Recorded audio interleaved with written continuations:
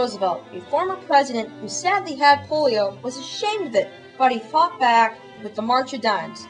He started a research fund that wiped out polio in the United States. His impact as an innovative leader was that he gave hope for polio victims throughout the world and continues today. Franklin Delano Roosevelt was born on January 30th, 1882, at his parents' estate in Hyde Park, New York. His father, James, was a country gentleman who made money in railroads and coal. His mother, Sarah, was a strong-willed woman who adored her only child and remained a central figure in his life until her death in 1941. After being educated at home by private tutors, FDR entered Groton, an elite private school in Massachusetts in 1896. One of the most significant events while he was at Groton was a talk given by his distant cousin Theodore Roosevelt, whom he greatly admired and went on to emulate in his political career. FDR was neither an outstanding student nor athlete, but he entered enthusiastically into life at Groton and did well enough to go on to Harvard in 1900. His greatest accomplishment was to become president of the Harvard Crimson, the campus newspaper. FDR was handsome, charming, fun-loving young man to whom women were strongly attracted. In 1902, he began to take notice of Eleanor Roosevelt, Theodore's niece, and FDR's distant cousin, whom he had seen occasionally during his childhood, but was now a tall, willowy, intelligent young woman. They fell in love and were married in New York City on St. Patrick's Day, 1905.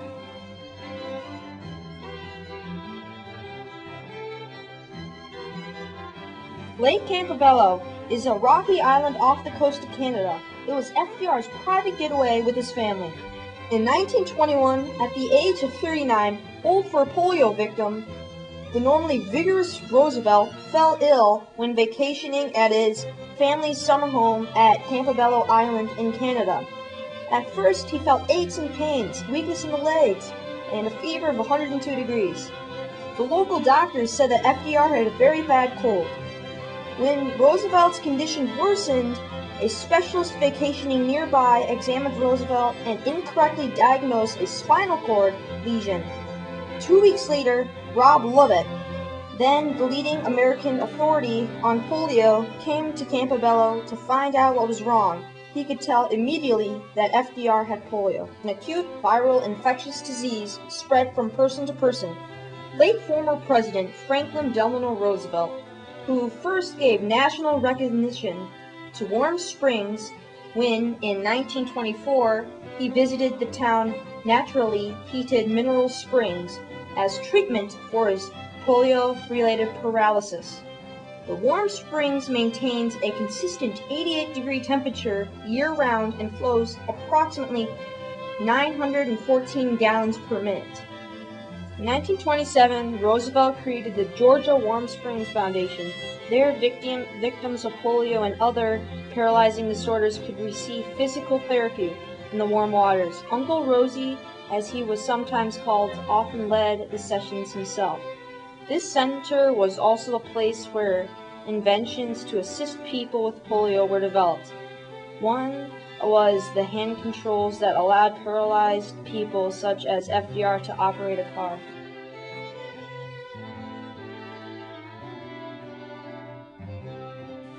Thousands of people, mostly children, were affected by the crippling disease of polio. Many died from it, yet there was no one way to prevent this disease. When FDR was president, he started the National Foundation for Infantile Paralysis. A friend said he should ask everyone to send a dime to him for polio research. This began the March of Dimes in 1927.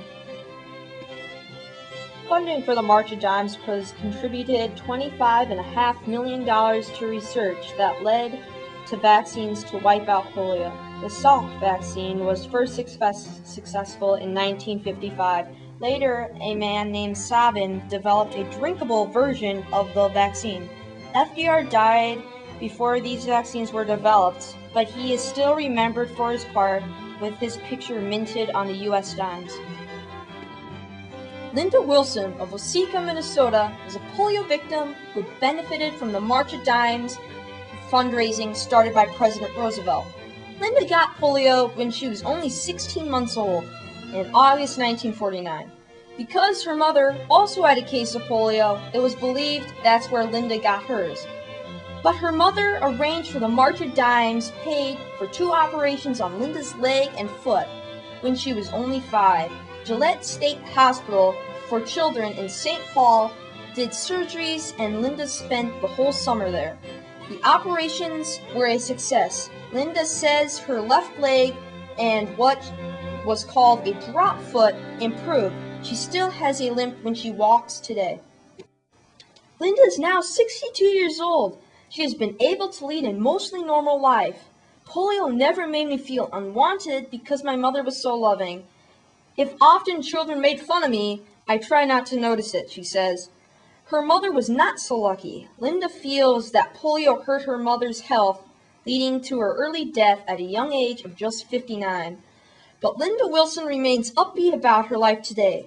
I don't dwell on my handicap or mention it or look for sympathy, as I feel it always better to be positive, Linda says.